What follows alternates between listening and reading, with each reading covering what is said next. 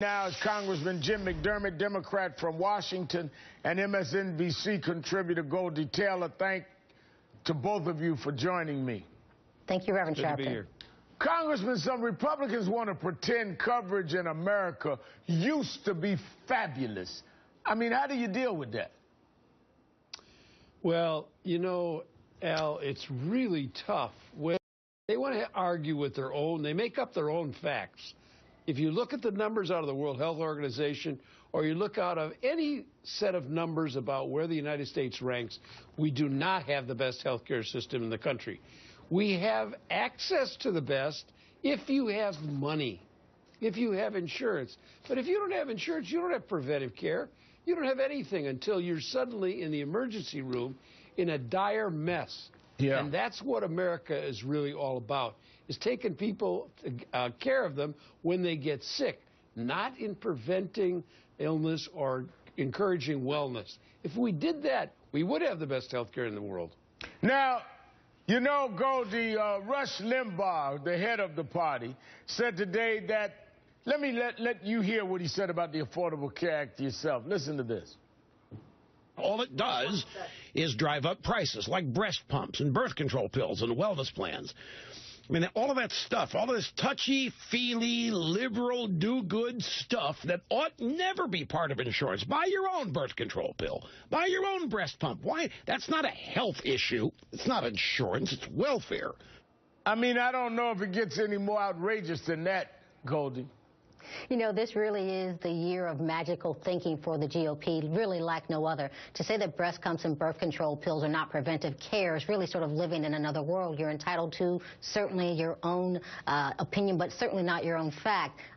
Certainly with breast pumps that encourage early childhood nutrition, it goes a long way towards building a healthy individual who can be productive in this society and be more productive economically. And so, you know, these are the kinds of things that we need to invest in as a country, rather than coming in on the back end when someone is already sick, when someone is already facing catastrophic incidences in our nation's ERs, which themselves drive up healthcare costs like no thing in this country. I'll say something else. Healthcare costs alone are the #1 driver of financial distress in this country for families.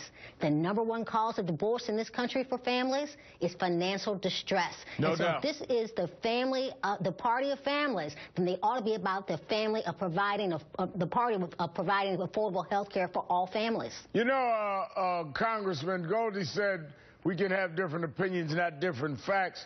Well, you know, Sarah Palin never let facts get in her way, especially when it comes to attacking Obamacare. Listen to this. Of course, there are death panels in there. Getting rid of the socialized health care coverage policy of Barack Obama's. Not only does it strip away our freedoms as Americans, but Obamacare will bankrupt so many businesses, and it will continue to add to the bankruptcy of our nation, already $17 trillion in debt. I mean, how do we deal with these kind of statements? And could you tell us the fact, Congressman, will this contribute, Obamacare, as Sarah Palin charged, to the debt of this country? Absolutely not, Al. The fact is that if you give people preventive care, it's much cheaper to take my blood pressure and to give me some pills to take care of my high blood pressure than it is to take care of my stroke. A stroke incident will take $100,000 or $200,000, whereas for a few bucks, you could prevent that. And the same is true with heart disease and with diabetes and all the chronic diseases. With a very little bit of money up front in prevention and providing good nutrition to people, you can prevent a lot of what we wind up spending thousands and thousands of dollars in the emergency room. I mean, you take care of women's health care. If a woman has tests of vaginal cancer or cervical cancer or whatever, and that costs very little. But if you wind up having surgery, it's a big expense, and cancer, chemotherapy and radiation and all of that is very expensive. So prevention is what you get when you have health insurance. You can go to the doctor when you sense there's the beginning of a problem. You know, Goldie, the right-wing pundits said that they actually cheered, really, the government shutdown and said that there was no downside. Watch this. He wants to convince you that if the economic state of the union gets worse, it's because of the government shutdown. Not true. The reason the economy remains stagnant is Obamacare. People are probably going to realize they can live with a lot less government than what they thought they needed. Another thing that GOP leadership needs to do is remind the public this is not Armageddon. This is a pinprick. I think the American people have seen this as a government slowdown, not shutdown. Maybe I'm just one of the few people. I'm just not. This doesn't impact me mentally. We've had 17 government shutdowns, Governor. I'm not afraid of a couple of weeks of government being shut down. We're really very energized today. We're very strong. This is about the happiest I've seen members in a long time. I mean, $24 billion this cost us, Goldie, to shut down. Doesn't mean anything. Doesn't mean anything.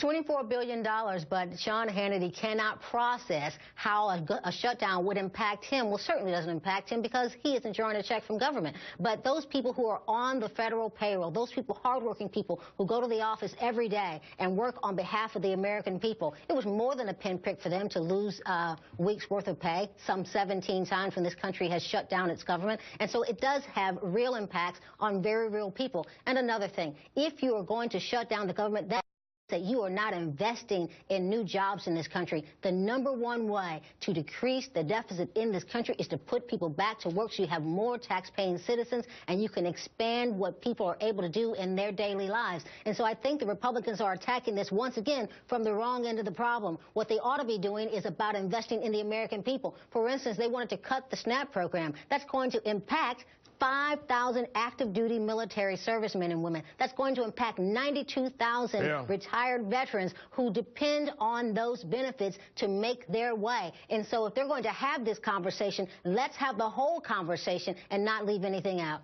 Congressman Jim McDermott and Goldie Taylor, thank you both for your time tonight.